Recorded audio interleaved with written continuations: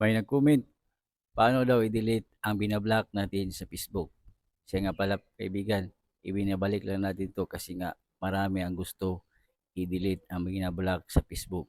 Marami sigurong binablock sila.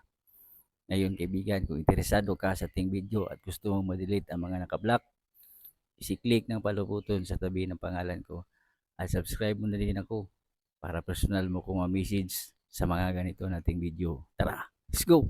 Ang una mong gawin ay siyempre i-open ang iyong Facebook account. Kapasok mo na yung Facebook account, i-tap mo lang itong tatlong lines babaw ng iyong Facebook. Tap ang icon settings at mag-scroll ka lang pababa. I-tap mo itong blocking. Ito yung mga binablock natin sa Facebook. Ang gawin lang natin, i-screenshot lang to. Yan, gamitin natin yan mamaya. Mag-back lang tayo.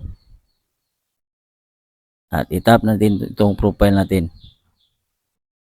Sundan mo ito kaibigan para magawa mo ma-delete ang binablock. Tap mo itong tatlong tuldok. Yan. At itap mo itong kapiling mo sa Facebook. Tap mo itong kapiling. Yan. Gagamitin natin yan mamaya. Mag-back lang tayo. Back lang. At dito kaibigan babalik lang tayo. Itap natin itong tatlong line sa babaw ng Facebook. Yan. At dito, itatap lang natin itong supporting box. Itatap lang natin itong report a problem. Then, tap continue to report.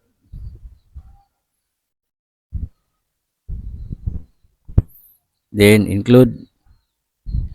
Then, kung page or profile na imong gagawin, pili ka lang ng profile or page. Halimbawa sa akin, profile. Tap ko lang itong profile. Then, gagawa tayo ng appeal ni Facebook. Pwede nyo to kopyahin.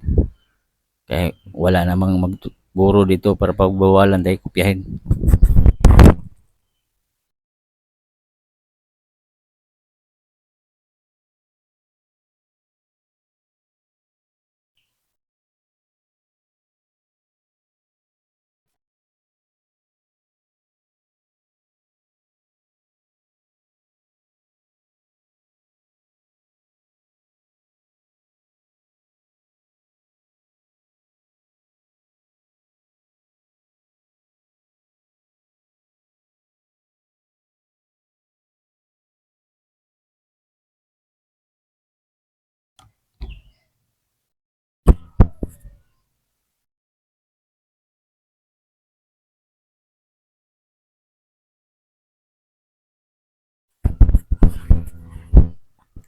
So, ganito ang inyong appeal mga kaibigan.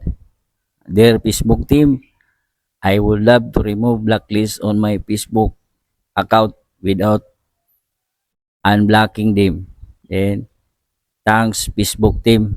Then, ilagay mo dito yung kapilink ng yung profile or page. Then, maglagay lang tayo ng in-screenshot natin kaina, upload from phone, itap lang natin. Pag nalagay mo na ang in-screenshot mo kaibigan na mga binablock po, then tap mo lang itong sign na tabanog, sign na plain. Okay?